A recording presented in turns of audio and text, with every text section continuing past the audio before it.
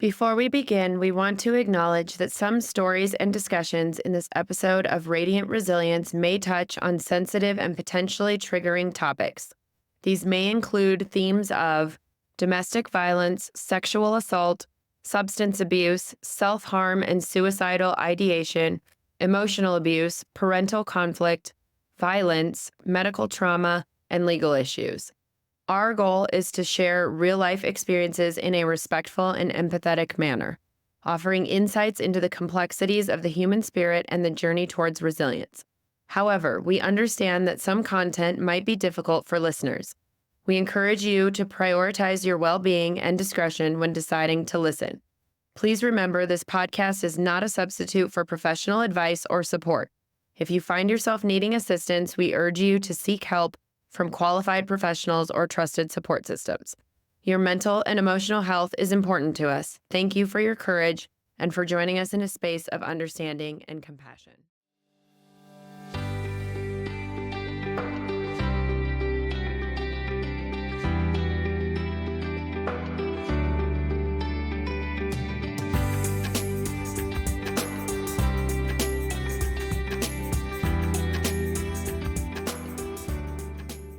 Welcome back to Radiant Resilience.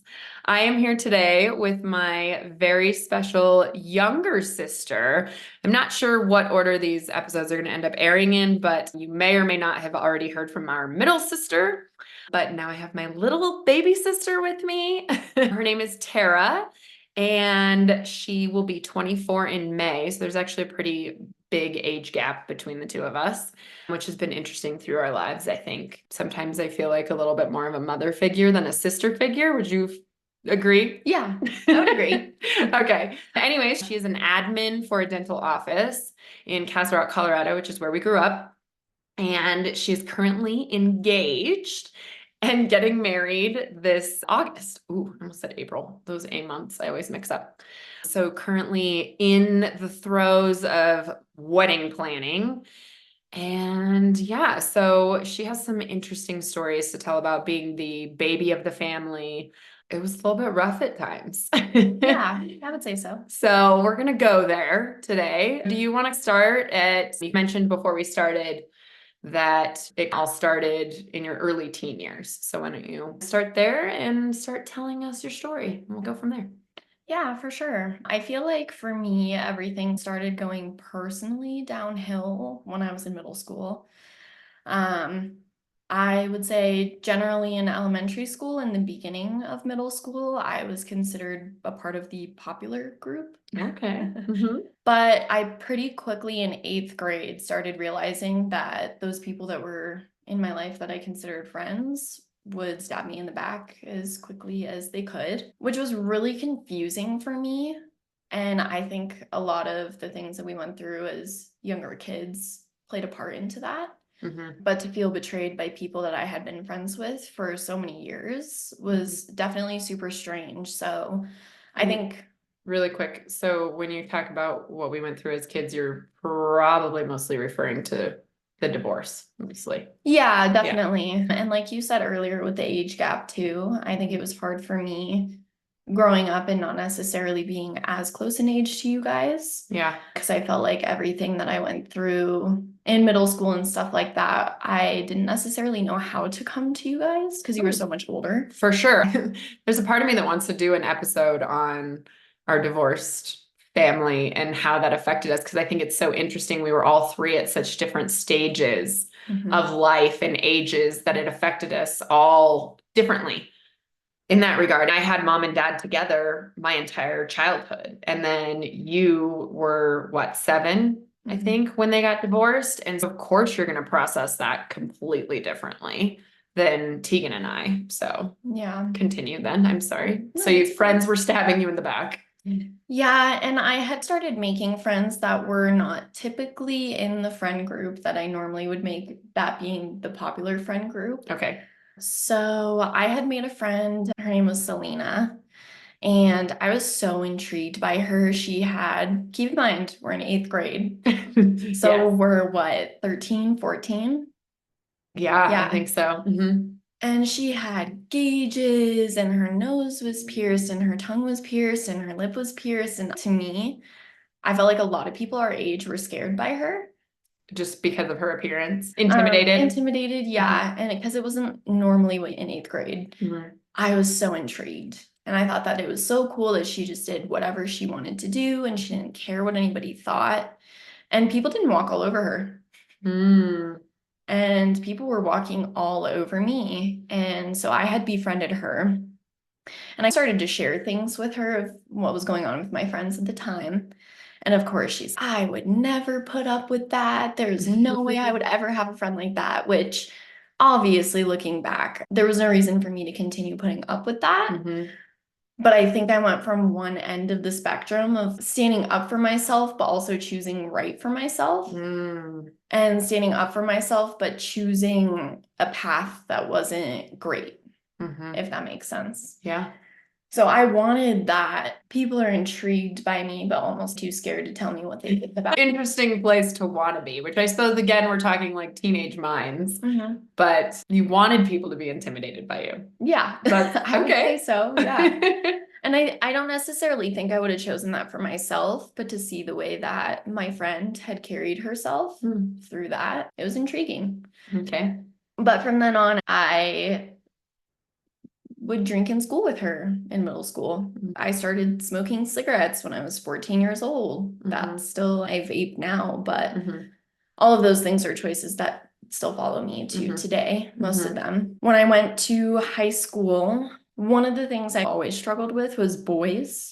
Oh, girlfriend. Who didn't struggle with boys to some degree, but continue. Which was one of the big things that played a part into me switching friend groups. When I was in middle school, I was talking to, I would say, probably the first boyfriend that I had that I actually was heartbroken over. And my friend at the time had started talking to him. And they were talking behind my back. He broke up with me. Long story short, I get to high school. Selena and all of the group of friends that I had at that time, they called them the Alley Rats at BC. Okay. I don't know if you remember that. I don't think, obviously I know some of this stuff, but I may not know the small details because I was half out of the house at that point in time. So, okay, so the Alley Rats. Essentially, and I guess I could say I was considered, I don't want to say just them, I was a part of it too, but there was a portion off of campus where we could all go smoke our cigarettes and do the things we weren't supposed to be doing. I feel like that was the case when I was in school too. I never did any of that stuff, but I feel like there were lots of kids that were sneaking off campus and doing that stuff. Yeah. All the time. Yeah, so we had this like one spot that we would go, and keep in mind, I was so excited. I don't know if you remember. I went to a football game in 8th grade when I was still trying to hold on to all my popular friends. And I saw the cheerleaders and I reached out to you and I was like, I want to cheer so bad in high school, but I wanted to be on varsity. And I didn't ever have any experience with gymnastics or anything like that. And I don't remember, was it still the same coach that I had? I think it was. Yes, it was. I remember her. Even when I was there, she was upping the bar significantly with the gymnastics in order to make varsity. And I almost didn't make varsity my senior year because of it. Yeah, and I didn't really work with her so much because I had zero skills. So you were on like the freshman team or JV? Freshman. Okay. Yeah, I was on the freshman team my freshman year too. So yeah, I was on the freshman team and I never really got my skills up or anything, but keep in mind, they're so strict when you're on cheer and stuff like that. They watch you. You're not allowed to go off campus and do the things. And you have to have good grades and things like that. Yeah. So I definitely was cautious, I would say, my freshman year to a certain degree, just for the cheer factor of things. But definitely getting into a lot of trouble, lots of boy drama. Honestly, majority of that turns into a blur for me. I did get suspended though, my freshman year. We all went down to smoke weed. We had an interesting thing called AA. Okay. It was academic assistance. Oh, okay. So not Alcoholics Anonymous. No, but they offered it, I want to say it was every day before school started. Okay. So it was like an hour or like 45 minutes before school started. You got a chance to go visit any teachers to make up work or extra credit, things of that nature. So I think I convinced mom to drop me off for AA, but I didn't actually need to go to any of my classes. And we went to the little tunnels and Little tunnels. yeah, there was a whole bunch of us, and we ended up smoking. And one of the guys that we were with at the very end, we were walking back to school, and he's panicking. And we're like, hey, are you okay? What's going on? No, my heart is racing. Oh, I'm not feeling right.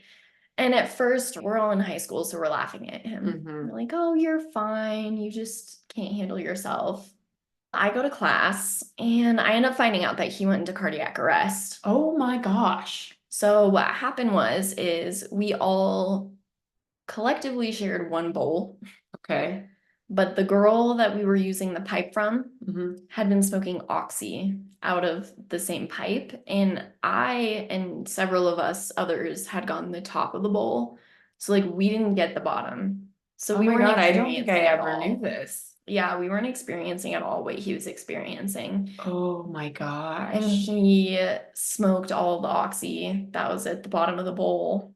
Oh my And God. he went to cardiac arrest. And obviously he had to say what happened. So we all got in trouble. So, but he lived, he was okay. Yeah, he was Okay, totally that's fine. good. Still alive today. So yeah, but that was definitely a bad experience. I remember everyone was in communication before we all got pulled. Like we all knew we were in trouble. Mm, And then when they pulled us, luckily it was my first offense. So I think they had a 2 strike. mhm. So one This- more and you're done. This was your freshman year? Mhm. For some reason, I thought this was so much later in your high school years. I don't know why, but I don't know. Okay. Apparently, it's a bit of a blur for me as well. That's okay. So, I don't know that we've ever really talked too much details about this. no, I mean, I was around when it was happening, and I think I talked to mom about it and stuff, but like, I don't think you and I have ever had an in-depth conversation about it. So, I'm sorry. Continue. No worries. But yeah, I mean, it was definitely super scary. So they suspended me. And after that, I want to say I moved in with dad. Mhm. And I was supposed to be doing homeschooling after that. Oh, like online. Mhm. Okay, I do vaguely remember that. I got suspended. It was like middle of my freshman year. Okay. So I tried to finish my freshman year at dad's house online, and it didn't go well at all. I could not function in that way. That's not how I learned. And unfortunately, for I'm sure a lot of other people as well, I didn't know that until I tried it. Sure. Oh, sure. Yeah. Then dad ended up having a conversation with me, and he was like, hey, I really feel like you should go back. Like, Mhm. you're so young. It's just your sophomore year. Like, you made a mistake. Go back. Mhm. So I was super excited to go back. Ended up going back my sophomore year, and then I didn't last long. I ended up getting in trouble for pretty much the same thing. It was weed, not oxy, so I shouldn't say the same thing. But I had a very strict set of rules from administration because of the trouble I had been in before. And they were Okay. like, you cannot have any more slip ups or you will be gone. Mhm. And I felt like in the beginning they were on my side. Not to say that they weren't in the end, but I don't know. We'll get there. Yeah. So I went off of campus with a girl that I was close with, and she wasn't allowed off campus, and I didn't know that. They saw both of us go off campus in the cameras. She got caught when she went back. She had the pipe, I had the weed, and she ended up ratting on me. So they pulled me into school. I knew about it before I went into the office. I feel like that's probably the case for most people that are getting in trouble. They're like, oh shit. Well, Okay. yeah, and I had people messaging me, hey, your friend just got pulled from this class and she's pretty sure she's got caught for the weed that you guys smoked. So just a heads up. So it was things like that where I was like, yeah, I'm in trouble. So I went back to school, and the first class that I entered, there was a security guard waiting for me. Luckily, I had dumped the weed. That was like one of the worst experiences I've ever had in my life. And as an adult, I would deal with it so differently now. But as a child, I didn't have any idea. And sure, I was in the wrong, and I definitely did things I wasn't supposed to be doing. But they pulled me pretty early in the day. It was, I think, at my lunchtime or like right after my lunchtime. They refused to let me call mom or dad. They were threatening to call the police on me, and I didn't have anything on me. So it literally took them scaring me into fessing up. Oh, that's interesting. Yeah, I was hysterical, and they took me out because I said I threw the weed out into a field, which was a lie. But they took me out with a security guard into a field that I knew the weed wasn't in. And she screamed at me for 30 minutes because it was her lunch break. Oh. And yeah, anyways, long story short, I ended up fessing up. What they said was because, and they told this to mom and dad as well, they were expelling me. But because I had fessed up and I had given them the information that they wanted, they were not going to criminally charge me. Oh, that's good. So I was all excited about that. Dad and mom were like, you're so lucky. Like, you need to be really thankful that they only expelled you. Like, that sucks, but it could be a lot worse. Yeah. Then I tried to do a Christian online school after that. But you've already admitted that the online school thing didn't really work for you. So I was iffy about that, but because it was a Christian program and I was under the understanding that I would have a little bit more assistance with the teachers, I was willing to try it. At that point, school for me was like off the table. So anyways, 6 months later, dad receives a letter in the mail with a court date. They criminally charged me. 6 months later? Yes. So what I think happened is when I got back onto school campus, I went into the girls' bathroom and I put the weed in the tampon holder. And I think because they couldn't find it the day of, they couldn't criminally charge me. But when they went back and looked at cameras, I think they found it. So even if we went to court and were like, hey, you said you weren't criminally charging us, what's going on? They'd be like, oh, we found it. So we have proof. We have video proof of you going into the bathroom, all these things. So I think that's what ended up happening. I'm not 100% sure.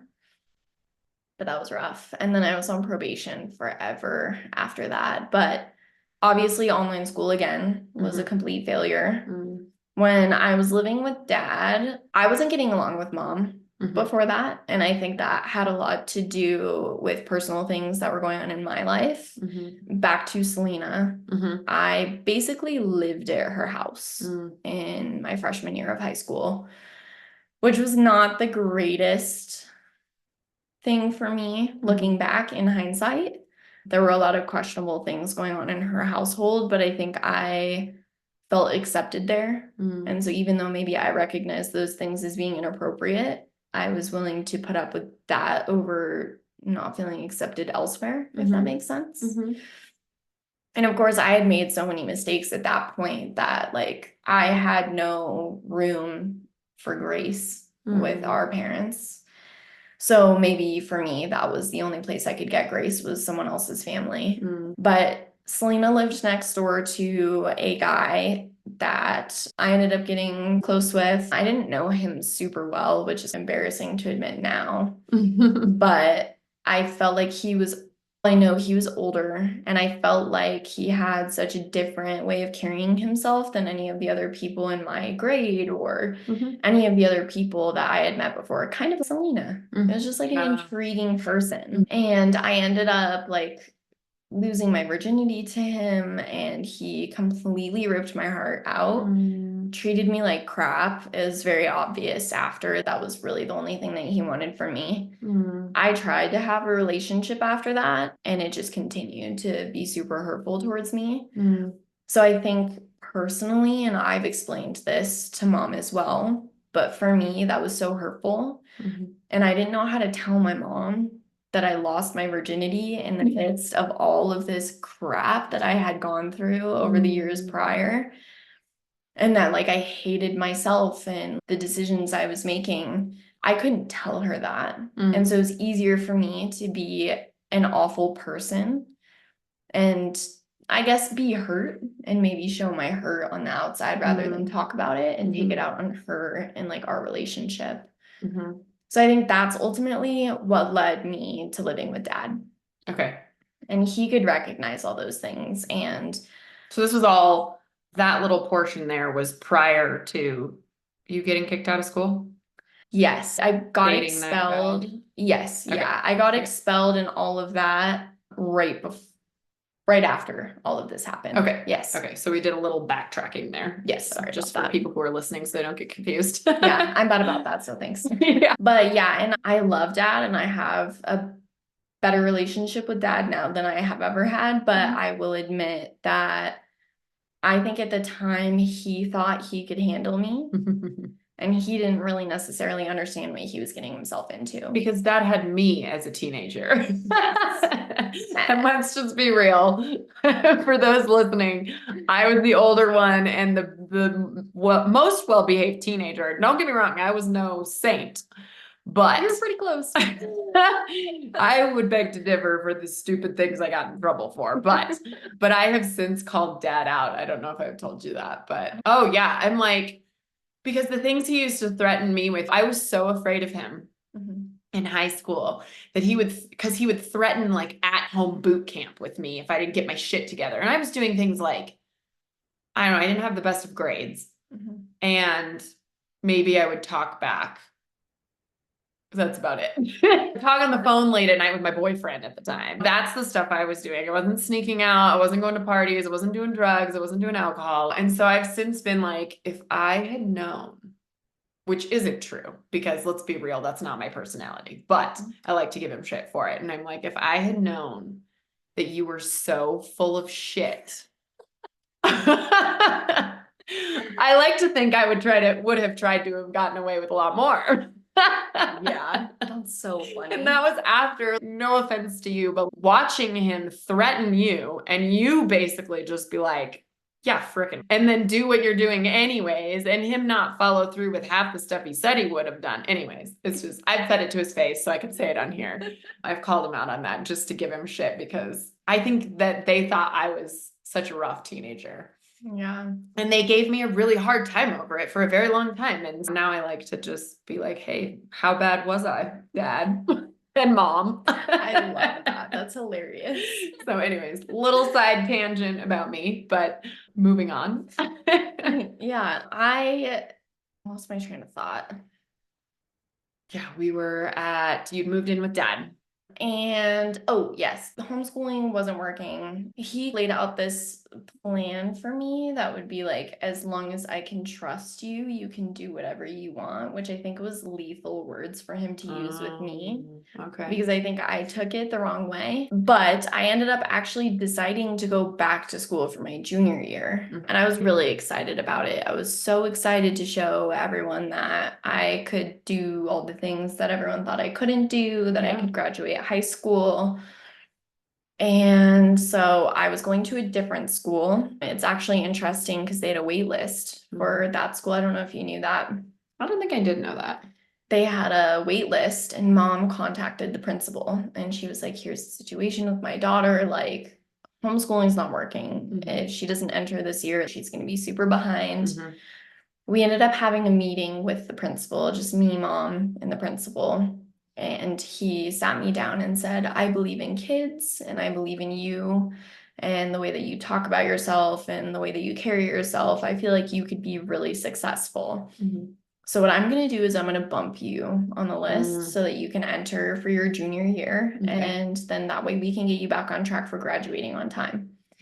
And before we left that meeting, he shook my hand and he said, I'm going to watch you walk across that stage and get your diploma. I just know it. And I was like, all right, here we go.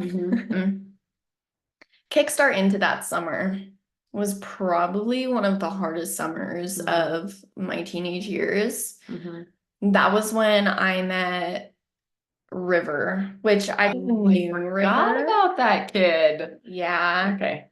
I knew about River, like we had been mutual friends with other people through Selena when I was younger, but I was never very interested. He gave me too much bad boy vibes when I was younger, but when I was in junior year, it was the perfect amount of bad boy vibes. So I was interested. We dated, but that kickstarted me into failing drug tests for probation because I was Mhm. drinking and I was smoking. And then they put me on all sorts of hardcore structure and security with pretrial. So actually, yeah, pretrial is worse than probation, in my opinion. I had a pretrial officer that checked in with me once a day, and he could walk into my school, my job, or my home at any point to make sure I was where I was supposed to be. Mhm. I wasn't allowed to do anything besides homeschool and work, Mhm. but I worked at Subway. I remember the Subway days. Dare I name that brand? But yeah, I worked at Subway, and essentially, whenever I worked at Subway, I was doing whatever I wanted. I had anyone there that I wanted. I worked late. I could do whatever I wanted. It was great. At the time, I was dating River, who he lived in Colorado Springs. We were in Castle Rock. So he would have to drive down. I was paying gas money. His gas money? Yes. Oh, my Lanta. Yeah, Okay. I was paying gas money for him to come down. He dropped out. I think he was 17 when we were dating. So he didn't do anything. He didn't have a job. He would just come to my high school on my lunch and then meet me at my job when I was off. Like straight up loser. And that's when I started running away and things like that. I think that was probably, besides when I had lost my virginity and like I didn't really know how to talk about it, that was probably one of the most lonely times I had ever felt in my entire life, because I felt so close with this guy who I think I knew deep down didn't really have my best interest at heart or didn't really care about me. I knew that it was wrong that I was in high school and paying for his gas money and he's sleeping until noon every day. Yeah, and not having a job himself. And he did a lot of weird psychological things to me. I remember one night he called me in the middle of the night and was like, "We need a break." And I was like, "Okay." And then the next day I went to school and all these girls were sending me videos of him taking belly shots off of this other girl I went to school with. Oh my gosh. And they were like seeing each other, and it was so painful for me. And I actually remember we had Thanksgiving. I was with him for, I think, only 6 months, and it was just torture the entire time. But I genuinely felt like that was where I was supposed to be. I couldn't really explain to you why. But yeah, it was one night at Subway. This was the bad night that I ran away. I ran away several times. I do remember that. But I think one of the times I was out of town on a trip, and I don't know if it was Tegan or mom that texted me and was like telling me, and nobody could find you for 2 or 3 days. Yeah, I think Was that that was this this time? time. Okay. Yeah. Yeah. I couldn't even really tell you what my headspace was at that time. Mhm. I think I was just so done with everything and so tired of being alone. And I felt like River, if I was with him in his space and surrounded with what he wanted, that was me fixing my loneliness. And I clocked out of work at Subway and I had my car. I was supposed to go back to mom's house. And this was also right after I had begged mom to move back in with her. Okay. Yeah. And I was driving to Colorado Springs to see River, and mom was calling me, and I rolled my window down on I-25 and threw my cell phone out You the did? window. Yeah. Oh my gosh, this is all like vaguely coming back to me now. Yeah. And I went to River's house and smoked and drank with his family, just like what I wanted. That was basically what I did with Selena all the time, was smoke and drink with her family, and that was my element. That's what I chose, was that intriguing, I'm doing what I'm not supposed to be doing life. And yeah, days went by. I ended up going to the gas station in Colorado Springs because there was a police officer that was contacting several people in River's family. And I called the police officer from the gas station and I said, "Hi, this is Terrah. I'm fine. I'm not coming home. So just tell my family I'm fine." And he was like, "Kate, that's not an option." Because you were how old? Like 16? 17? 15. Well, you were driving. 15. So, Oh, 16. Yeah, I must have been freshly 16. but you weren't 18, which by law, you could have probably said that, but yeah, 16. Yeah. Okay. yeah. And so I was just like, "Sorry, is what it is. Come find me. Good luck." And he was like, "All right." Oh man. Then I stayed over one more night and I woke up the next day. We were sleeping on their couch, by the way. I woke up with River's mom sitting at my feet. And she was like, "Good morning." She had her coffee and everything. And I was like, "Hi, what's going on?" And she told me that the police had contacted her and said that if they showed up to residence and I was on the property, they were all being criminally charged. Oh, wow. And like it was a big deal. They all were gonna get in a lot of trouble. So it was like last resort, you give her up or you're in trouble type of thing. Mm. So I spent a couple of hours at a park in Colorado Springs, just dilly-dallying, waiting to go home. At that point, it was up. They told me I could stay, but I had to have permission, which I understood. I drove back to Castle Rock, went to the Wendy's in Castle Rock because I didn't have a cell phone. No one was home. Mom wasn't home. Landon's birthday party was that day at Dad and Net's, and I ruined that. I was supposed to help set up for that. And I called Mom from the Wendy's while she was there. I said, "Hey, where are you?" Not realizing she was pissed. They ended up meeting me at the house, but they called the cops. And so the cops came before Mom and Jeff got there. And the cops were like asking me why I ran away, and just I didn't know how to explain any of that to them. I think at the time I tried to explain that I was feeling like feelings of like suicidal thoughts or like just being really lonely. That's why I did what I did. But they ended up taking me to the hospital because I said that. And they kept me there, I think, overnight. And then someone picked me up the next day. And yeah, I still dated River. Oh, wow. After that, Dad went to court with me whenever I had court shortly after that and put a no contact order. So if he ever actually was caught around me, he would have gotten in a lot of trouble. But it didn't last long. We were actually at your one of your Many other houses. Yeah. And we were there for Thanksgiving. Oh, I remember that Thanksgiving. Yeah. And River had been weird. He had been such a dick to me over like the last couple of weeks, and it obviously was a holiday. And I reached out to him first thing in the morning, said, "Good morning," whatever. He posted on social media, "Who's bored and wants to hang out?" Couldn't talk to me. Long story short, I broke up with him that day, which I'm really proud of myself that I was the one who broke up with him. Oh, yeah. Because it seemed like he was trying to do that for a lot longer than I ever did. But yeah, I think it was just like another one of those people that I had hoped would be different, or that like I felt like I had laid everything out on the line for. And it wasn't reciprocated at all, especially when we broke up. It was like, okay, I don't care. I could care less. And it's like, dude, I literally ran away from home multiple times. That was, I think, the third time I had run away from home, second or third.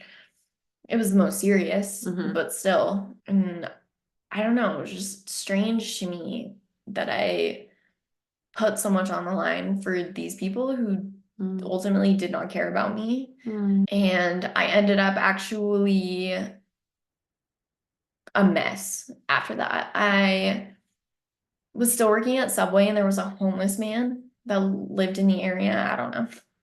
And I would give him free subs, so he would go to the liquor store for me. Okay. So I'd give him cash, and I would just make him free food.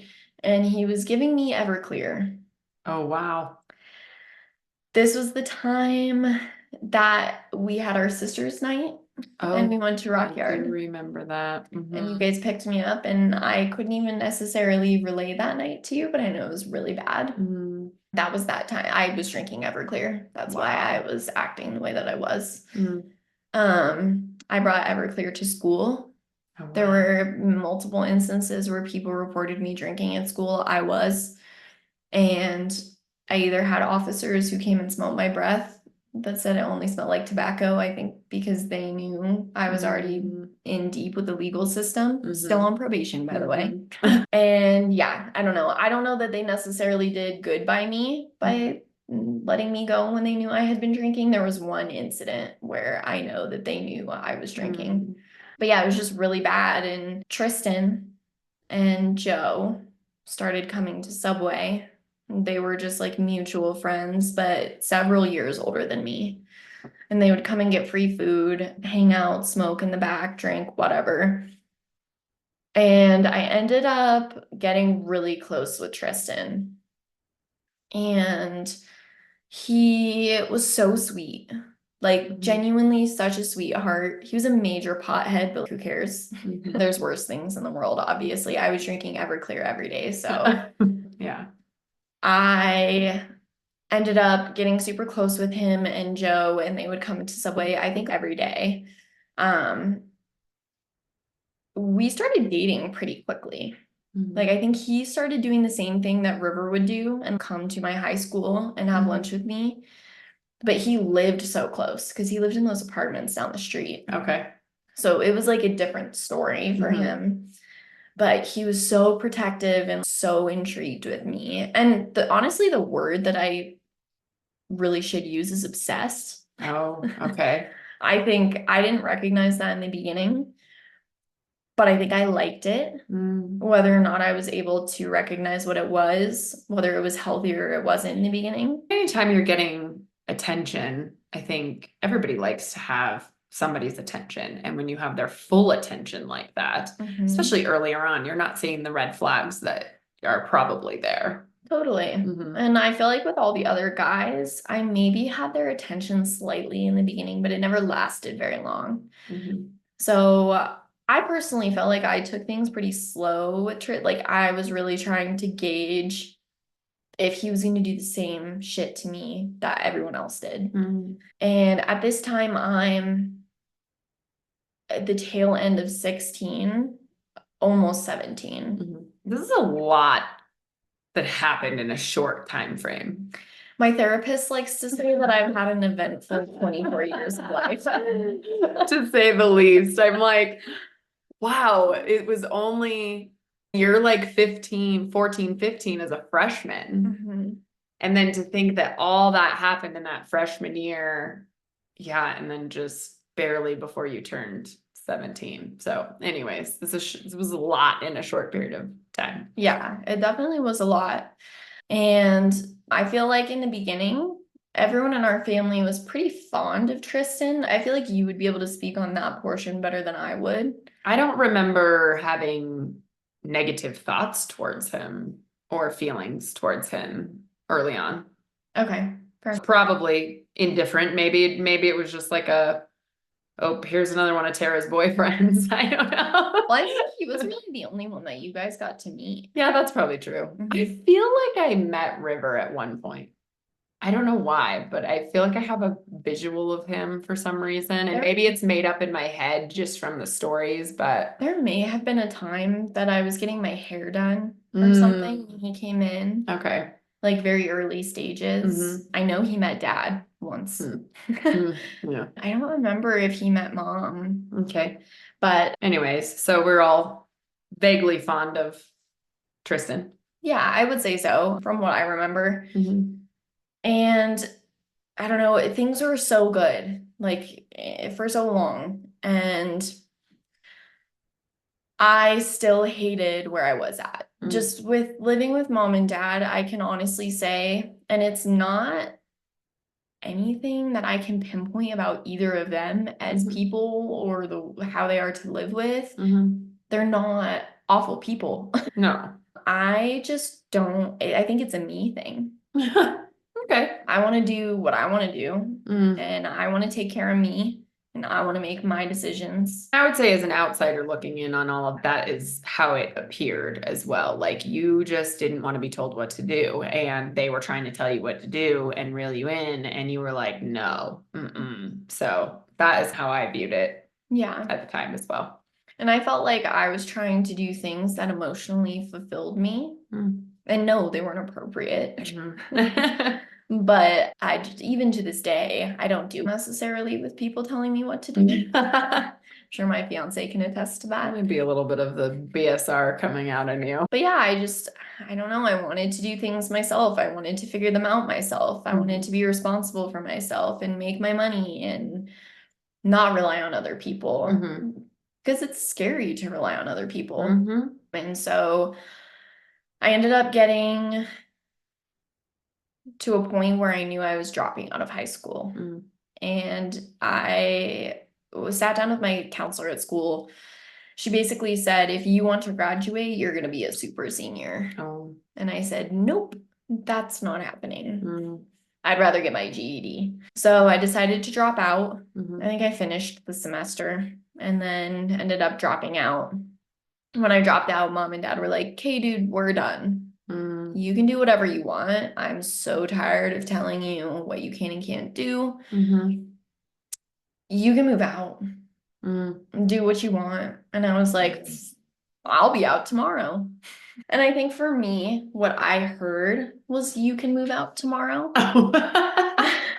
Okay. I literally, so actually, I'm so sorry. I'm going to backtrack a smidge. Right before I moved out, this was ultimately what prompted them into allowing me to move out. Tristan and I were in a relationship. And we were head over heels for each other, obsessed. He decided that he was kicked out of his parents' house because he was violent all the time. He would break stuff.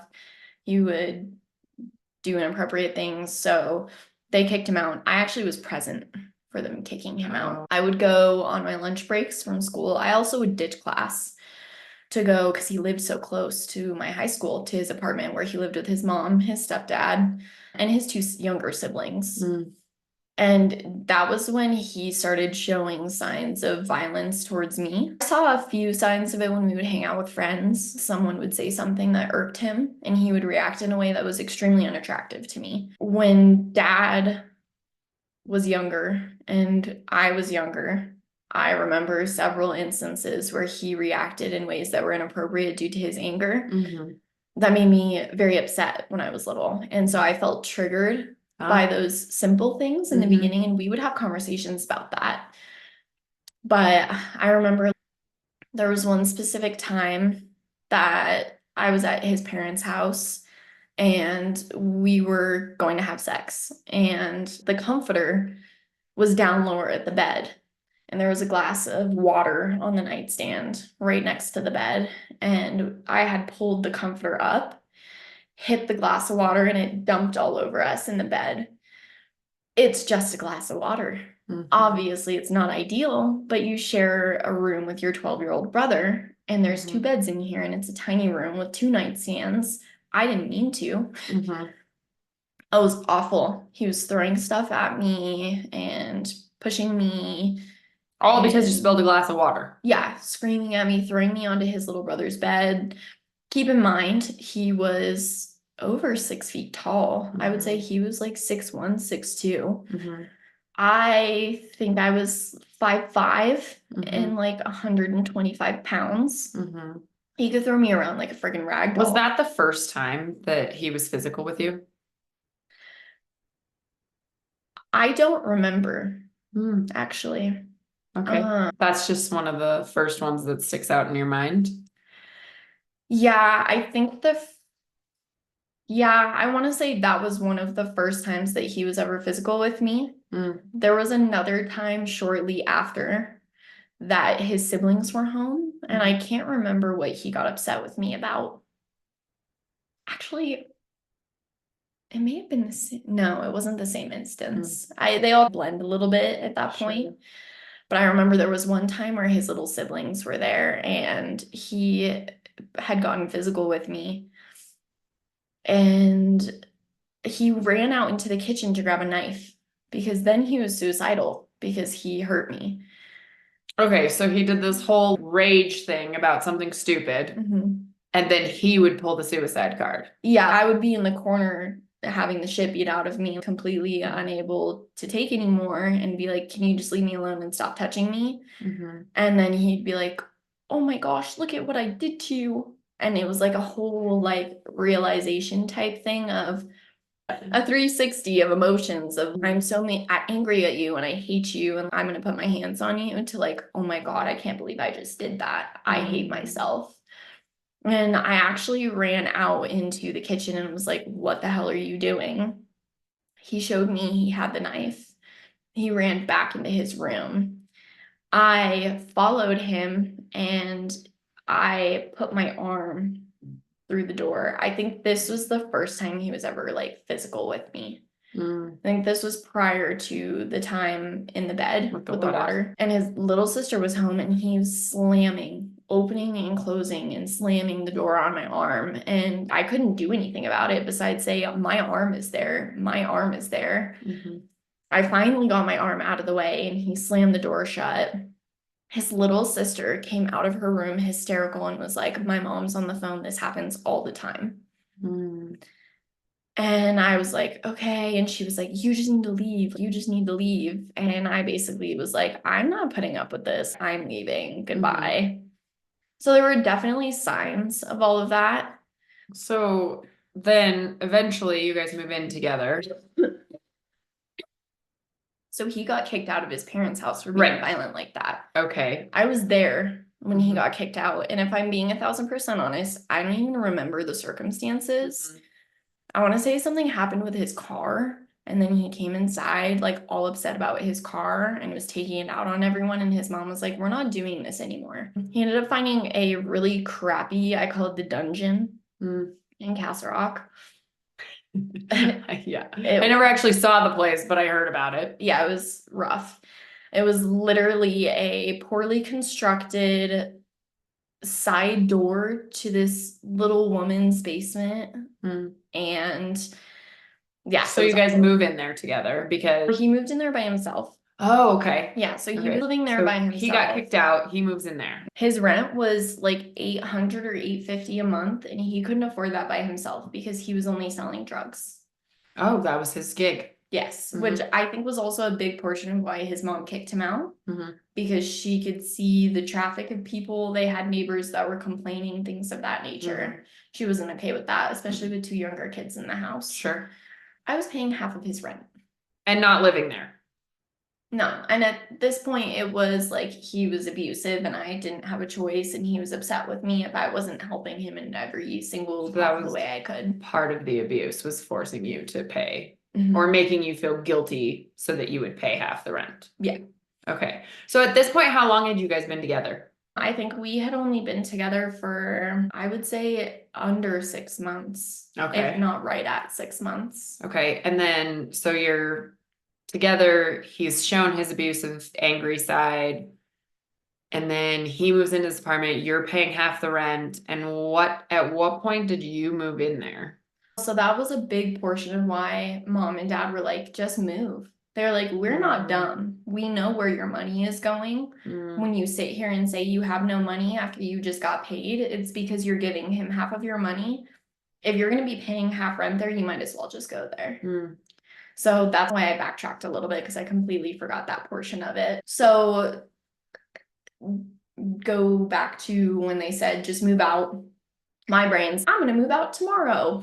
Okay. So I called Tristan immediately and I'm like, hey, I got the okay from my parents to move out. Like, this is the greatest thing that's ever happened. Blah, blah, blah. Were you 17 at that point?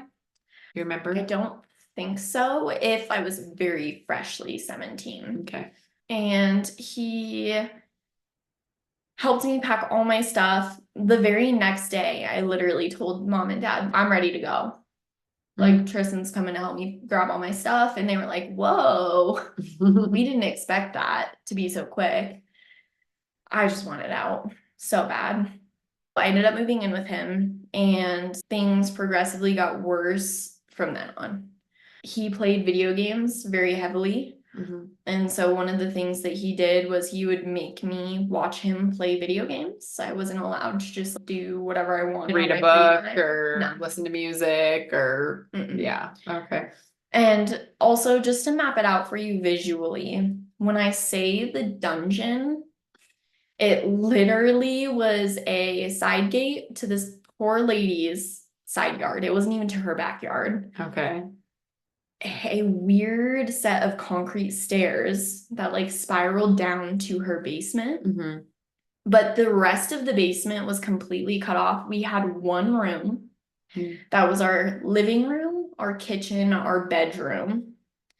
And then our bathroom was like a tiny little area. The shower was a corner shower. It barely fit one person. The closet that we had barely fit one person's clothes. It was tiny, So it was like a studio apartment.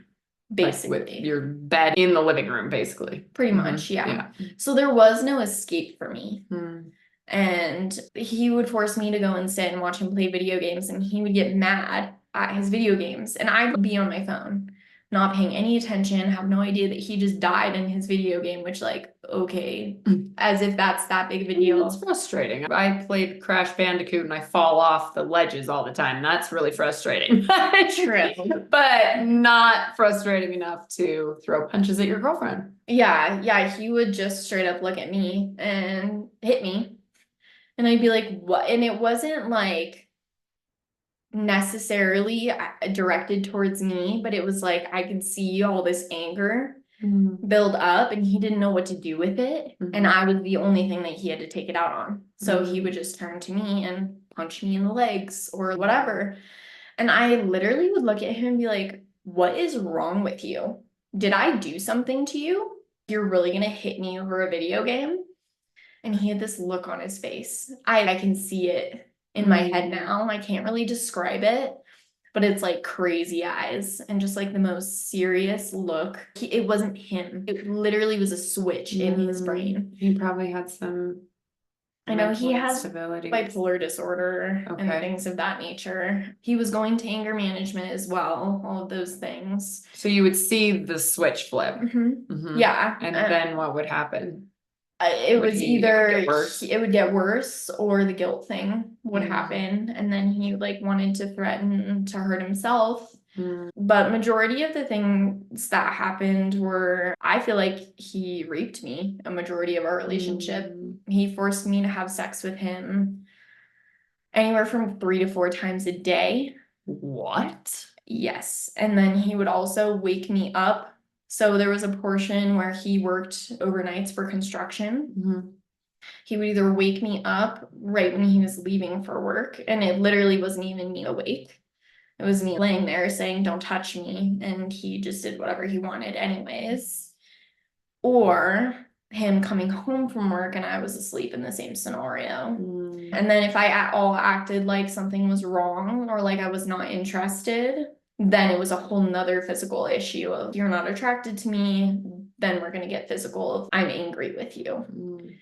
So at this point, I think I was under 100 pounds. There's no way. I got so deathly skinny when I was with him. And he was still so huge compared to me. And I was not allowed to take showers by myself. What? I was not allowed to take showers by myself. He would get offended if I wanted to take a shower by myself, and things would turn physical then. What was he afraid of? I have no idea. In the shower.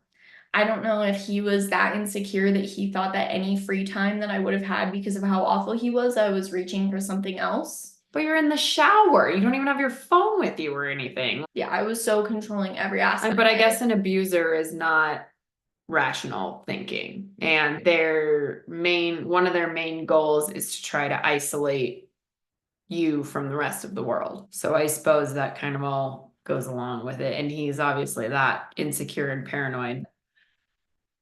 He felt the need to control your showering. It gets worse. Oh my gosh. Okay. And not only did he force me to shower with him, but I was not allowed to use the water when I wanted to use the water. I had to stand in the corner freezing until he allowed me to use the water.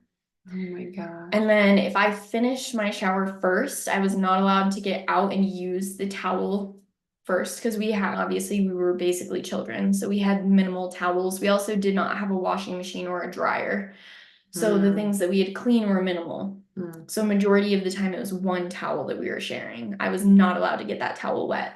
He had to get out of the shower first and then let me get out of the shower because he couldn't stand having a wet towel.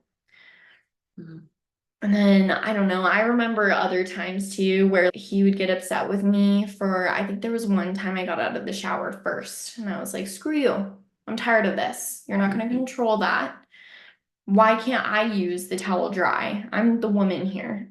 Or take turns or something. Yeah, I don't understand why you always have to have the control. And he was so mad at me. I remember it was like one of the first times that he was physical with me when I was naked and like angry physical. Mm. And I had like scratches everywhere and like bruises Oh everywhere. my God. And we had a futon with the metal armrests on the side. And he would throw me onto that and I would grab like the metal things so that he couldn't, because he could pick me up and just do whatever he wanted. And he would pick up what he could and then just throw me into that bar, just continue to bash me into it. And majority of the time, what I remember happening is he would start to get violent and I would want to leave. And I'd be like, please let me leave. I'm just going to take a drive. Seems like a rational thing to want to do. He would stand in front of the door. And I feel like And you that's only where- had the one door, Mhm. no windows. Mm-mm. And that's where things would very highly escalate. And I think that's where things escalated every single time. I couldn't tell you what we fought about every single time because it was always something stupid. How often were these instances happening? Was this daily? It was. Yeah, and then it got to a point where he would stand in front of the door and I would stand there and say, please move. And I'd get a little closer and he'd throw me a little harder each time. And then he did get to a point where he was choking me. Oh my God. And I remember there was one time, and again, I can't remember what we were fighting about, but I know it started in front of the door. And he pushed me onto the bed like he always did. But this time he got on top of me and he put his hands around my neck and I was seeing stars. And I literally just sat there and said, this is when he's gonna kill me. I've stayed here too long, and this is the point where he has full control. And I couldn't do anything. So did he obviously backed off. What do you think made him? Me losing consciousness. What? Yeah. Oh my God, Terrah. Yeah. Okay, let's fast forward a little bit because I know he got in trouble for what he was doing, and we don't have to share that story because that's his journey to tell. But at what point did you decide? Obviously, the thoughts of leaving were in your mind every single time, but at what point were you like, I need to get the fuck out of here?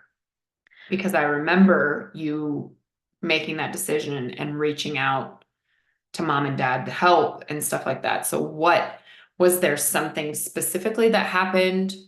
Or do you remember at one point just being like, I gotta get out. This is it. I think the turning point ultimately for me, which I think there were several, but I think the biggest turning point for me was the day that we did the back and forth at the door. And Same he old, choked same old. you and you pass out, or No, this was a different day. We did back and forth. He got super violent again, and then he pulled the suicidal thing. This time, he had just acquired a 12-inch blade from a friend that he legally was not supposed to have. He pulled the blade out and touched it to his throat, standing in front of the door. And I could see, and it was definitely pressed into his skin. It wasn't like he was holding it a few inches away. The blade was pressed into his skin. And I think because I loved him at the time, I don't really know how else to explain it. It was just my instincts. My left hand shot out and I grabbed the blade. And he pulled as I grabbed. And immediately, it's when you get a paper cut and you're like, oh, dang it. Like I just totally got a hurt paper right cut. away. Yeah, like right away when something's bad it is. bad. And I remember panicking, and all of our dungeon had carpet. So my first thought was, I can't bleed on the carpet. So I'm gonna run to the bathroom. That's her first thought. So I ran to the bathroom and I turned the sink on, and the water that came out of the sink opened my wound opened up and we could see my bone and like my tendons. I am very squeamish, and I learned then that he's very squeamish. We're both passing out in the bathroom. Both of you. Both of us. He's freaking out because he doesn't know what to do because he just caused this. I'm like, I have to go to the hospital, clearly, which in reality, keep in mind, I was still 17 years old. I should have gone to urgent care, but You didn't know. No, I didn't know. So he got me a red towel so that we couldn't tell how much I was bleeding. He drove me to the hospital. I didn't have my medical insurance card. I didn't have any information. So you were still on moms at that point? Yes. Or, yeah. Yeah.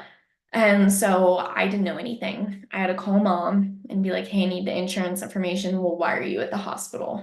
What happened?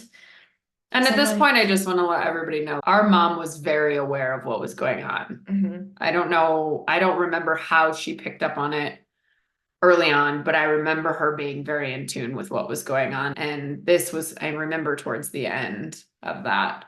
So she had known what was going on. So this call from Terrah probably wasn't super shocking, but also terrifying because your kid's in the hospital with a cut. So she asks you what happened. I said that I was cutting fruit for breakfast and then I slipped with a knife and then I accidentally cut myself.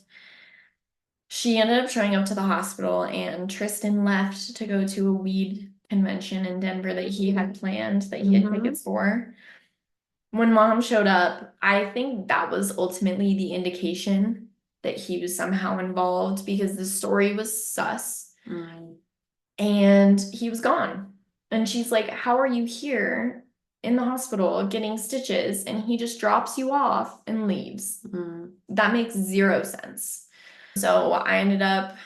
And side note, I do remember mom telling me about that story, and I do remember her calling bullshit immediately on your story. Yeah. But she didn't pry for more. She took me to dinner. I want to say it was a few days or a week later. I still had my splint like on my finger and everything. And she asked me, she actually gave me domestic violence pamphlets. And she said, pamphlets. Yeah, like Good job, brochures. She said, I think I know what's going on. You can choose to tell me about it or not. But I'm telling you now that like my motherly instincts are saying that this is what's going on and I'm concerned. She said, I'm going to give you another opportunity to tell me what happened with your finger and be honest. And I still was protecting him at that time. Do you know why you were protecting him or why you felt the need to protect him? Because I knew it was wrong. Yeah, but then why protect him? Obviously, you probably still loved him to some degree, right? Even though he was treating you this way, there was still feelings there. So I think I thought that I could fix him. And I know that sounds so cliche of, oh, I can fix him. Everything will be great. And I don't think that I went into it thinking that. But I think genuinely I thought he needs this love and like this compassion that he's never seen from his family. Ultimately, I think he's missing things that no one can replace. And I didn't know that until obviously years later. Well, you were so young too. Yeah. But yeah, no, I defended him. And then I remember things continued to be bad after that. And I got out one day when we played the door game. I got out. So back up a little bit. So that instance where you went to the hospital, that was your first, I gotta get out. I actually worked at a restaurant in Castle Rock at the time. And one of the ladies that I worked with was older. She was in her 40s and I went to school with her daughter. And I said to her, can I talk to you about something? And it was the only and the first and only time that I had actually reached out to someone to be like, hey, this is going on and I don't know how to talk about it. And I just said, like, he's really physical with me sometimes. I didn't really go into detail. And she basically just told me that I need to get out of that and that if that was her daughter, that's what she would say. I personally wish maybe she would have said something to someone else, not to put that on her at all, because it's not her responsibility. But I think that was the first time that I was really trying to seek help without actually asking for it. And mom and I showed up to the same restaurant for dinner. A few days later, my finger was cut open and she was there, and I introduced her to mom. And she never said anything about the things that I had told her, which again, I don't blame her for that because it's not really her place. It's a tough position to be in. But I think that for me, almost it would have helped me a lot to have someone say something for me because I didn't know how to. So what was your process then of trying to figure out how to get out? Because I remember you contacting mom and dad and looking for help, but I think I may have not been here. So talk about that process a little bit, because anybody who might be listening that's in this situation, maybe you could give them just talk about your story about how you got out, because some people don't. So, Well, and it's 17 years old also. Yeah. To be dealing with this kind of stuff. Okay. I can keep going. Go ahead. Tell me how you got out, and then we'll go back to the feeling. To start, there was one day that I got out of the house when we played the back and forth game at the door. And what does that mean? Oh, he was blocking the way, you wanted to leave, he said no. Okay. And usually it turned always really bad, but for some reason, this one day I was able to get out. Oh. And was it the only time ever you were able to get out? Yeah. I don't know why. I think he happened to get away from the door for just a few seconds longer than someone or something was looking out for you. Oh yeah, 1000%. Okay, so you were able to get out. And I drove not far from the house and I called his stepdad. I actually think I tried to call his mom first, but she didn't answer. She was at work. And I told them for the first time everything that was going on. And he watched his mom get dragged by her hair by other men. He explained awful things that he witnessed with his mom. To know that his mom had been through the physical abuse that he was putting me through, that I was enduring every day, I felt safe to go to them. I ended up moving back in with mom for a short period of time. And but so when you called his stepdad, did they come get him? Or what happened there? No, I don't really know exactly what happened on their end fully, if I'm being honest with you. I know a few days went by and they all wanted to have a conversation with Tristan and I. So we all met, and his mom literally looked him in the face and said, if I ever find out again that you put your hands on her, I'm gonna personally show up here myself and beat the shit out of you. And I think that was the first time also where I was like, oh, like other people can actually acknowledge like something's wrong here. Because I think I had just made excuses for so long that it was my new normal. And to see his mom say, I'm going to beat you up if you put your hands on her again, was also a wake-up call for me. But it was very apparent after that they didn't really have my back because things continued. I moved back in shortly after that. And I think at that point, it was just, I was exhausted. I didn't want to do it anymore. So you didn't move out at that point? No, not fully. I had moved in with mom for, I think, a week. And then he roped me back in. Okay. Guilt tripped me into staying with him for a little bit longer if things continued to be bad. And I was just so over it at that point. We had so many conversations of like why this wasn't okay. And it was continuing. Yeah, and getting worse. And Tegan actually reached out to me first and said, I just want you to know I have a friend who has a room available in Castle Rock. There's 2 guys that are living there that are willing to protect you. We can keep your location secretive. If you want to take them up on this, let me know. If not, it's fine. But I'm trying to give you an out. And I was like, okay, I need to figure everything out. I ended up talking to her friend. We worked things out. Mom went with me to the house to meet the 2 male roommates to make sure like that was okay and everything there was appropriate. One of them was ex-military, which was actually really great, and he had a giant pit bull. Nice. So mom explained to him, she is an abusive boyfriend, and if he shows up here, you need to protect her because no one else can. We're not here. And he was like, 1000%, nothing's gonna happen to her.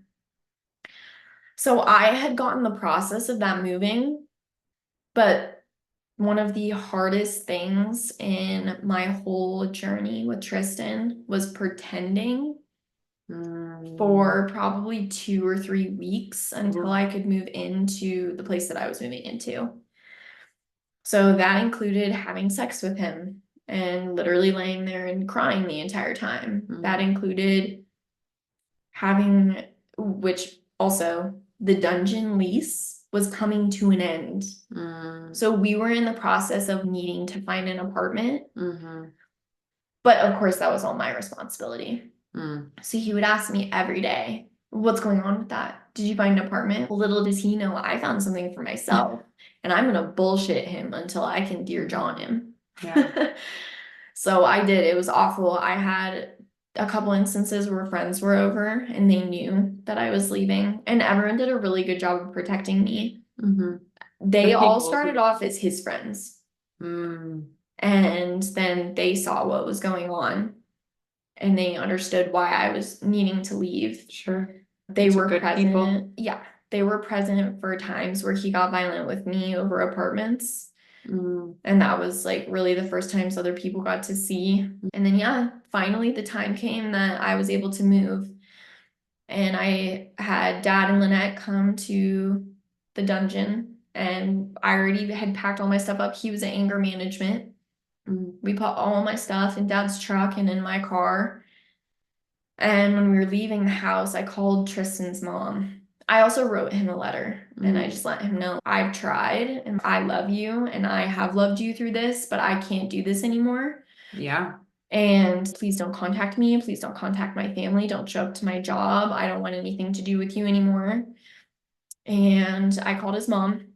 I said, I just want to let you know that Tristan's going to be an absolute mess when he gets home because I'm gone. I moved. I can't do it anymore. And she said, oh gosh, what did she say? She said something really mean to me. She said something like, you're a piece of shit. What?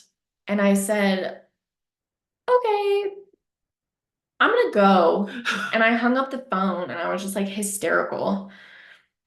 And then I got a call back from her like 2 minutes later. And I was like, hi. She's like, I'm so sorry. I didn't mean it. Apple doesn't fall far from the freaking tree. I'm so sorry. I didn't mean to yell at you.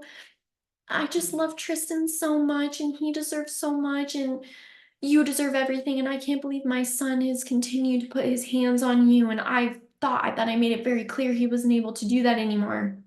Oh, really? Because you control him? So I just was like, I'm sorry. I don't know what to tell you, but I'm done. I just wanted to give you the respect of telling you what was going on because you're going to have to deal with him now. Good luck. Yeah. We ended up actually being friends with benefits for months after that. We would hang out every day, and all of the time he wanted to have sex with me. It was ridiculous. I was not at all attracted to him. He would sit there and cry and tell me all the things he wanted to do differently. And I'm like, do you not understand that you sitting here and crying and playing the victim is not attractive to me and it's not fixing anything? And I think I was so over it, but at the same time, I was so lonely. And it was the first time I was ever on my own. So at what point did you finally fully cut him off? So- Do we now talk about this timeline? No, it's Okay. fine. The timeline's very open. It's very out there. It's not a secret to anyone. Definitely not something I'm the most proud of. But I had my hot water shut off at the house I was living at. Things went south with the roommates I was living with and the landlord that I had. So nothing really involving me. I'm also still 17. Actually, at this point, I think I had just turned 18. But I had never rented like a place by myself, nothing like that. The only experience I had was this awful, crappy place with Tristan that was not legit at all. We didn't even pay utilities. We just paid rent. So utilities get shut off. Utilities got shut off because none of it was in my name. The other roommates left. I knew nothing about it. I woke up one morning with no hot water, heat, or lights. It was the middle of winter. My cat was super sick. I was barely affording stomach ulcer medication for myself, stress related due to the abuse I had endured. I cut off the medication for myself to pay for the medication for Leo. Because Her cat. Yeah, Leo was literally not okay. He had gotten feline herpes from Missy and he was still kitten, so it was really bad. I was showering at Tristan's house. Missy's the other cat. Yes. Okay. I was showering at Tristan's house because I had no hot water. So I think that pulled me and I took advantage of him. I will straight up admit that now. It's not okay. Wasn't okay then, is not okay today. But I did what I had to do to shower. Sure. So I went over to his house after work, took a shower. I had a shower caddy because obviously I was sharing a bathroom with the other two roommates I had. So I kept all my stuff separate and just brought it to my room. I left my shower caddy at Tristan's. I had plans to hang out with Dylan, who is my current fiance. And Tristan was all up in my grill the whole time I was getting ready at his place. Let's go out tonight. Let's go get ice cream, blah, blah, blah. And I was like, I don't know. I have plans. I'll let you know. Dylan comes over to my house for the first time. Also, just to backtrack a smidge, my best friend at the time was also previously in an abusive relationship, and I had taken her in to where I was living to get her out of that. And that was very new. She had just moved in with me a week, if not less, prior to Dylan and I first hanging out. So Dylan and I are hanging out, and there is a knock on my front door. I think that it's Taryn, my friend, who had just moved in because she didn't have a key yet. It was so new. Dylan, being the respectful man that he is, followed me upstairs because my living quarters was the basement. So he followed me upstairs to the front door just to be respectful of my home. It was Tristan. And when I tell you that I actually thought that Dylan was going to die, I actually thought that situation was going to be fatal. He opened the door and he had my shower caddy, which that just looks so bad. Yeah. And he's, I've been calling and texting you all night. And I was like, you need to go now. He knows Dylan from the skate park. Okay. They're not friends. They're Just like know of each other. acquaintances. Pushes his way through the house, bawling hysterically, gets all up in Dylan's face. Bro, you're my best friend. You're my best friend. How could you do this to me? That's everything to me. She is everything to me. And Dylan's just, bro, we're friends. Nothing's going on. It's literally the first time we've ever hung out. Calm down. She's my friend. Take a breath. They hugged. Tristan cry hugged him. Oh, wow. And Dylan was like looking at me like, it's fine. We get him out of the house and he is screaming bloody murder in my front lawn on the phone with someone. She's here with someone else. She's cheating on me. Oh, man. So I call his mom. He's in deep with legal trouble. And I know this. So I don't want to call the cops, which I shouldn't have been protecting him anymore, but I was. I said, you need to get him off of my property right now or the cops will. And she said, I should call the cops on you. And I hung up immediately. Again, the apple doesn't fall far from the tree. Gosh. Hang up the phone, call 911. The police show up. Dylan and I, a reminder, this is the first time I have ever hung out with him, have to reenact in front of the cop everything that happened with Tristan. We finally get back downstairs to finish off the evening, and I'm mortified. I'm like, this kid's never going to talk to me ever again. This is done. I'm done for. And he was so kind. I just kept telling him how sorry I was and how embarrassed I was. And he was like, he should be embarrassed. You didn't do anything wrong. I'm so sorry that you've had to deal with that. The cops went over to Tristan's house, told him that if he continued to have contact with me or anything, that there was a paper trail at this point. I want no contact with him. That was the last time that I spoke to Tristan in that sense. Dylan and I progressively grew in our relationship. We ended up starting to date officially. And then Tristan ended up on a phone call with my ex-best friend.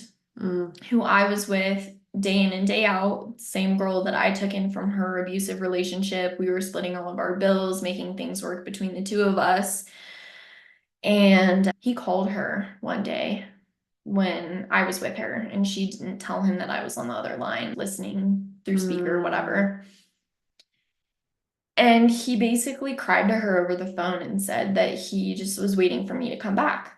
That genuinely was his mentality, was that there was no such thing, there was no world that existed where I left him. That was how sick he was in the head, that he could treat me, he could touch me, do whatever he wanted, hurtful to me, and that I would still be there at the end of the day. But ultimately, I think I taught him that he could expect those things from me, right? So I told Taryn, I said, does he know I'm dating someone else now officially? So she said on the phone, you know that she's with Dylan now, right? The whole snap. I wasn't even seeing his face. I could hear it over the phone. And he was saying that he was going to show up to Dylan's family's house and murder them. Oh my God. Like it literally went to that extent. And I know he knows where Dylan's family's house was because we went to parties there together. So it wasn't an unrealistic threat. I grabbed the phone and I'm like, we're not doing this. You're not going to threaten them. If you continue to say that, I will call the police right now. I will, because that's not okay. He was hysterical, just telling me how he thought I was going to come back and all these things. And I ended up having to get off the phone with him. It wouldn't stop. I just felt like we were going in cycles again. This time I was on the phone though, and I could leave whenever I wanted. Yeah. So now, obviously, you're engaged to Dylan. That went well. Thank God. Now you're 24 years old. You look back on this stuff obviously very differently than you felt in the moment. What does that feel like? It feels like I let myself down. I feel like one thing that I say nowadays, which it feels like a lot of the times it's easy to feel like people don't have your back. But how can you expect to feel like other people have your back when you don't have your back? And I didn't have my back. I didn't have my back in middle school. I didn't have my back in high school. At the same time, though, you were so young. Like, we learn a lot of that stuff through life experiences and unfortunately stuff like that is how you end up becoming who you are and learning, and maturity and brain development and all of that plays a huge role. I hope you don't blame yourself for that too much. No, honestly, it's really hard for me to dissect. I think that at this point, the only explanation that I have is that I was willing to put up at that time with anything to not feel alone. Why do you think that was? I think that I felt super alone through my childhood. And then when I was a teenager, I was crappy. And so I didn't have anyone to have my back then because of the decisions that I made. So I ultimately chose loneliness at that point. And then again with the stupid boys, which I know it's stupid because I was a child, but I think I was seeking attention from boys because I wasn't getting it elsewhere. And then Tristan was the only person that gave me the attention that I ultimately wanted. And so it was confusing to me that he could say that he loved me so much. Yeah. And that he wanted me to not feel alone the way that he knew I had been feeling, but could hurt me in other ways that I couldn't imagine anyone else hurting me in, if that makes sense. So it was like a toss up. Like I was so young that I was like, if I don't have to feel alone, then I can put up with these things that he's putting me through. And I can fix him. And then once he's fixed, then everything will be perfect and he won't hurt me anymore. But I think just over time, I started to realize that it was never going to change. Mm-hmm. And I ultimately felt more alone when I was with him than when I wasn't with him. Mm. Because you can't talk to anyone about that. I protected him from everyone. And that's how they work, right? That's how abusers work, is they try to isolate you as much as possible so that you can't tell on them. Mhm. And they do have full control over you because anyone else is a threat. Mhm. So it sounds like you're still so young. You still have so much life to live. I don't know. You're working through it Mhm. quite a bit. Do you feel like you've learned a lot in the last few years about yourself and looking back on all that stuff? Yeah, I think for me, one of the issues that I personally have is it's easier for me to push it away. Yeah. Like, I'm sure there's plenty of details that I just couldn't even possibly remember right now. At some point, you have to just like acknowledge the thing as a Mhm. thing, right? Like, you don't need to go rehash all of the little tiny details of every single abuse situation or whatever. Like, at some point, you just need to understand it, Mhm. heal from it. And maybe that's one of those things. I haven't been in your shoes, but maybe that's one of those things you don't fully heal from. Mhm. Maybe it gets easier to deal with as time goes on, and you have maybe less triggers as time goes on, but Mhm. maybe it's still something that never fully leaves you. Yeah, I think it's something that I haven't chosen to fully work through. Oh, that's interesting. And I don't necessarily think it's a choice to not work through it, but I only started therapy a year ago and have not been super consistent with it. Mhm. And I felt like there was so much to unpack with a new therapist Mhm. that that's not where we started. It's so hard. I feel like you have to start from the very beginning of the day you were born and work through all the things. It's so hard with a new therapist for sure. So she's aware of those Mhm. things, but I think that's definitely something I need to continue to unpack with a therapist. Mhm. I have pretty much debilitating anxiety and depression and all of those things I don't feel like I felt until I went through what I went through with Tristan. Mhm. I look back at pictures from photo albums that we got of me when I was little, and I'm like, where the hell did that little girl go? Mhm. And it's honestly heartbreaking. I think about it all the time, like even with my job, where did your confidence go? Mhm. But ultimately, my confidence and all of that kind of left me when I was a child going I through think all it of that. does for a lot of us. I just recently started a new book that's called The Mastery of Love. Mhm. I don't really know. I'm only like very early stages of it, but it talks about how we're all born pretty innocent and not jaded. And it says that for most people around age 4 and 5 is when real life starts to kick in. And you're still a kid and stuff, and you're still experiencing kid-like things, but that's roughly for most people when the challenges start kicking in and that affect us the rest of our lives. Interesting.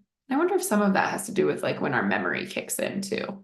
Yeah, Because like I don't think most people remember much before they're like 5 years old. So, but I don't know. We're all born these innocent souls, Mhm. and then we get into this world that throws all the curveballs at us. And sometimes it starts at 5, sometimes it starts at 13, sometimes it starts at 25. Mhm. But that's my motivation in starting this podcast, is that like everyone has something. Mhm. Some are worse than others, but everyone has something. So I guess to wrap this up, advice or parting words would you have for somebody out there that may be in that situation? I would say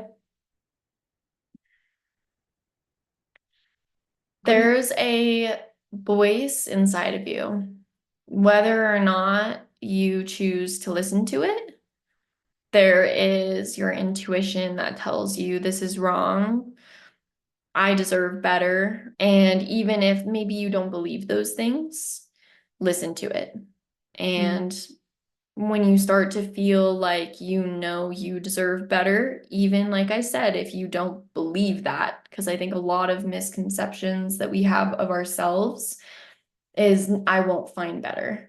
Because that's also another thing that I really struggled with. I remember crying to my mom and saying, what happens if I break up with him and some other girl starts dating him and she fixes all the things I wanted to fix? That is not true. That will not happen. If you cannot fix him, no one else can. He needs to fix himself. And enabling the behavior does not help them, it hurts them. You have to separate yourself. You have to choose yourself. And you choosing yourself is ultimately helping them as well. As heavy as that is to hear, it's true. And I promise you, the second you take a step away and you choose yourself and you stop enabling the behavior that you've allowed yourself to be a victim to for however long, you will be validated in the fact that choosing yourself was the best decision you could have possibly made in your life. I love that. Thank you. So good. That was a lot. This was a heavy episode, but thank you for sharing all that, for being open, for being vulnerable. I do fully respect that this is a very difficult thing that I am asking of people, but my hope is that your story will help someone else find hope, maybe feel less alone. Yeah. So thank you for being open to sharing all of that, because that's a lot and so much at such a young age. Yeah, of And I'm course. sorry that you went through all that. It's okay. Thank you. And I love you. I love you too. I plan on having the siblings back at some point. But yeah, thank you so much for listening to this episode. Hope you enjoyed it. If you are somebody that's struggling with an abusive relationship, hope you find hope in it and don't feel so alone. And yeah, thanks for listening. We'll see you on the next episode.